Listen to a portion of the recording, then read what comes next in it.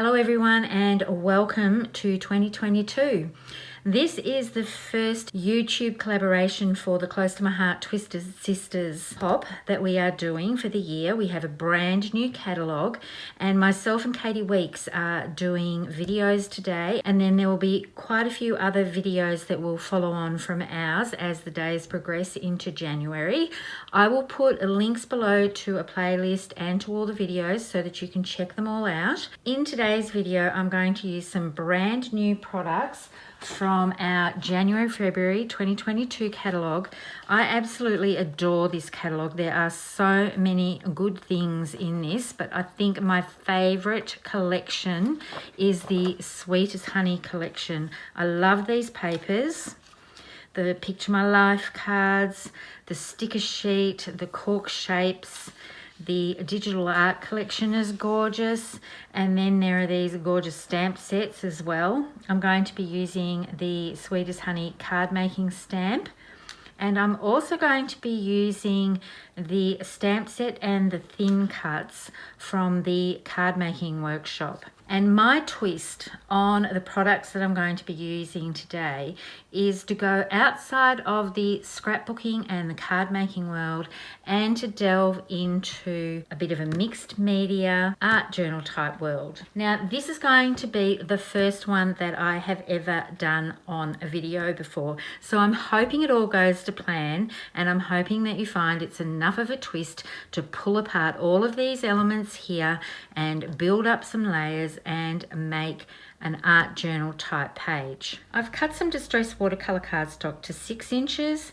by 8 inches, and I'm going to use an everyday life album, and then the page protectors, the memory protectors will fit into there, and I plan on putting my art journal type pages in there. The first thing that I need to do is spray the background. Although the sprays don't take too long to dry, I do need to do this first. Now, you do need to give them a good shake. You will see the white sort of paint part at the bottom where it's separated. So make sure that you shake this well. And then the other thing that you want to do once you've done your spraying is to clean the nozzle with, I just use a wet baby wipe so that it will keep spraying. So I'm just going to put down a layer because I know across the bottom is where I'm going to put the flower stamp. And you can see that by cleaning that straight away, that will keep the nozzle clear. And then I'm going to bring in my next colours. I'm going to use Cheddar.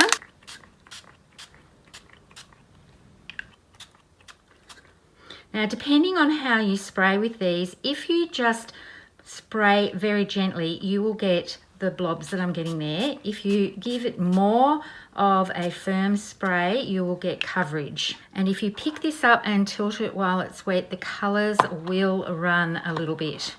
I want to add a little bit more spray here because I've ended up with a bit of a harsh line going across. I want the colours to flow a little bit more. I'm going to add a little bit more of the Cheddar. Now, you can't really control where the spray goes too much, which is something that I am going to try and embrace.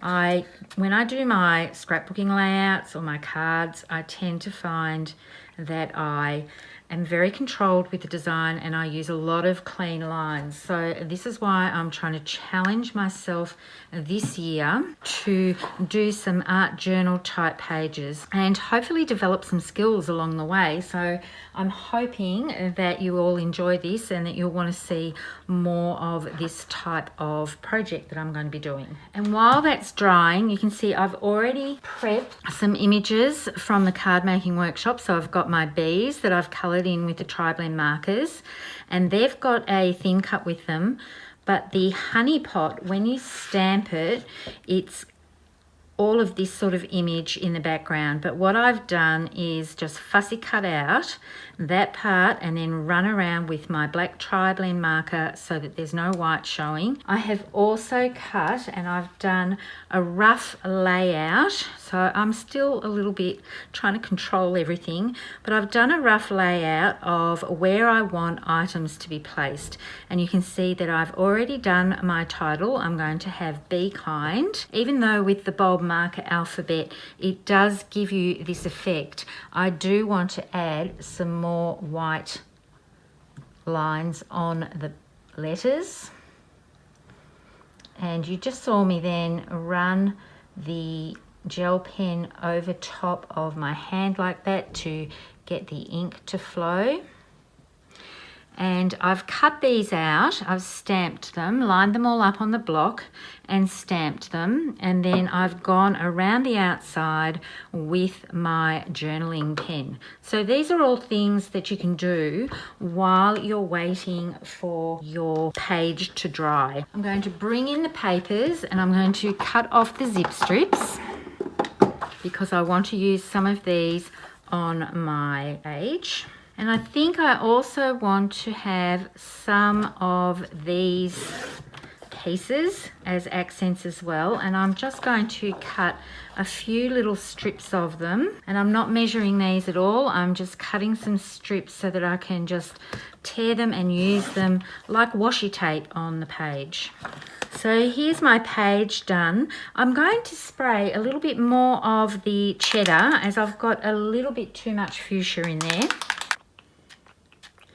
The great thing about these gloss sprays is they will layer on top of each other. So once they're dry, you can spray over top and it won't mix with the colour that's underneath. Now this is all dry, I can start bringing in some ink and some stamps to add the layers to this.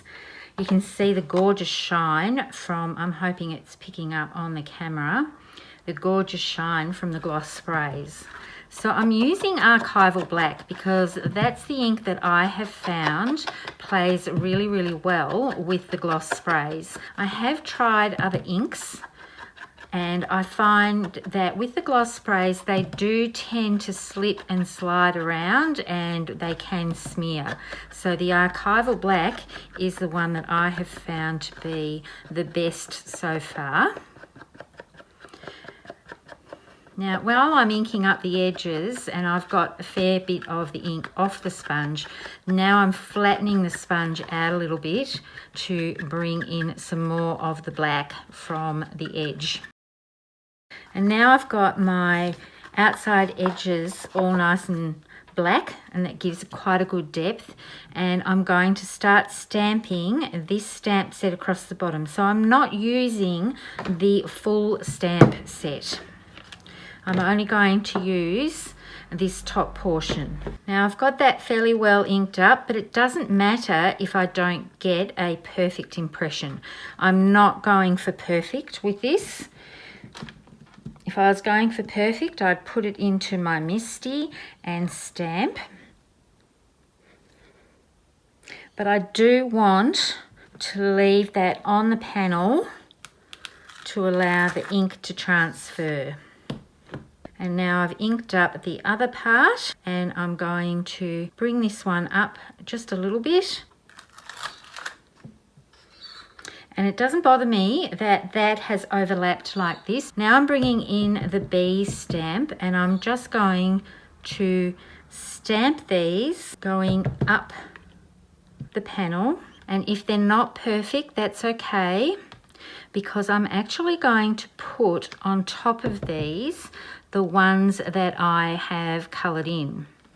But I wanted to put that there for placement because now I'm bringing in the little curly dots to make it look like they're flying and give a little bit of movement to them. And when there's not quite enough space, I can just use that piece of paper and mask it off. And when you're stamping on top of a glossy surface, you can feel the stamp moving just a little bit. So just be aware you don't need to press too hard. But because this is like an art journal type piece, it really doesn't matter if it's not perfect. So now that's done, I will stick these on later, but you can see they're going to go over top. Now I'm bringing in the text stamp from this Sweet as Honey card making workshop, and I'm inking it up, but I am not inking up the whole entire stamp. I'll just bring in this piece of white again. So I'm not even putting it on a block because I want it to be quite organic, and I'm just layering that up and around the page. And then I can tap bits of it off and put some in the middle as well, so that it doesn't look like it's just on the outside edges.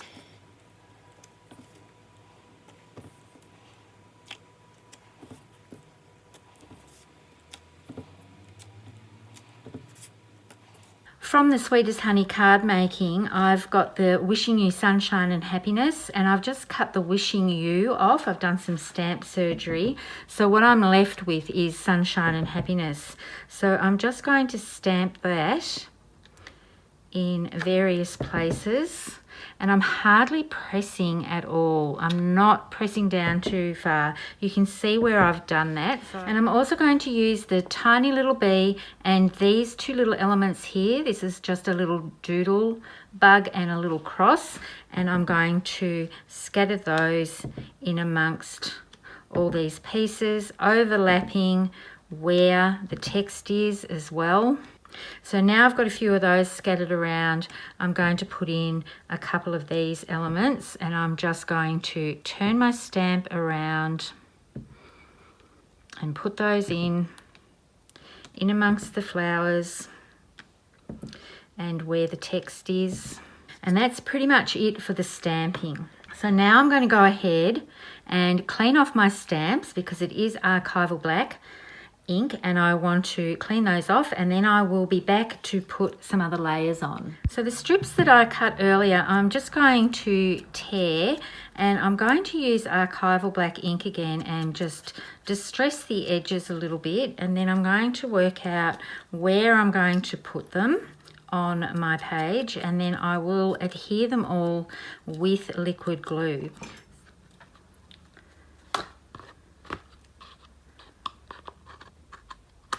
Now that I've got my strips down, I'm going to bring in these die cut pieces, and I'm going to adhere them by dipping them into some glue that I've put on my Versamat. This will dry clear, so you won't see it at all in the end result. And I'm placing them so that they go over top of these washi tape type strips that I've created with the paper, and I will cut the edges off where they hang out over the edge of the page.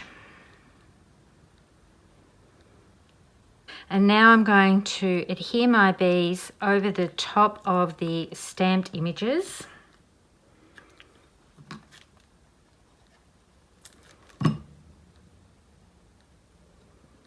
And then I'm going to put my Be Kind word on here, and I'm also going to adhere another piece of this die cut honeycomb that I've done.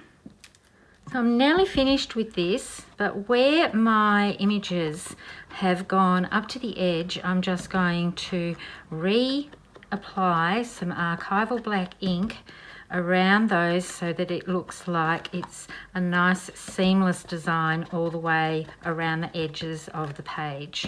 I'm really loving how this is all coming together. I was a little bit nervous doing this on camera and recording it, because I haven't attempted anything quite like this of this size before.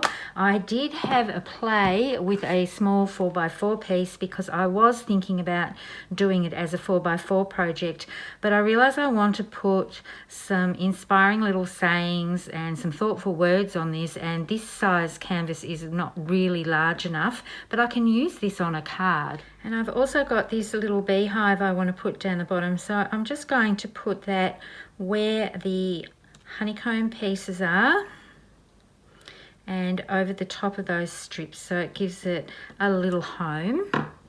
And I'm going to clean up a little, and I think I want to put some white splatters on this as well with the gloss spray. So I'm bringing in the gloss spray, the white, and I'm going to put some splatters on there. I've actually used some copy paper that I was using before to cover up my images so that I don't get white splatters all over those images, but I do want it on the background. So I'm going to just tap off and flick these on, and then the first page in my 2022 art journal will be done. Here's my finished project. I love how the gloss sprays have all worked so beautifully together. The fuchsia and the cheddar have merged together beautifully to give an orange type hue. I love the layers that you can get with these gloss sprays. I hope you've enjoyed my twist on how to use the Sweet as Honey card making stamp set and making an art journal type page. Also bringing in a couple of other images. I love this text here. It just is perfect for doing randomly stamped background images onto an art journal page. Coming up tomorrow, Sandy Zimmer and Amanda Ross will be doing twists on products from either the January-February brand new catalogue or from the Core Catalogue that runs through till the end of September. So I hope you can tune back in and watch their videos and keep checking back here. I will keep adding the links as the hop goes on over the next few days. Thank you so much for watching. Happy crafting and bye for now.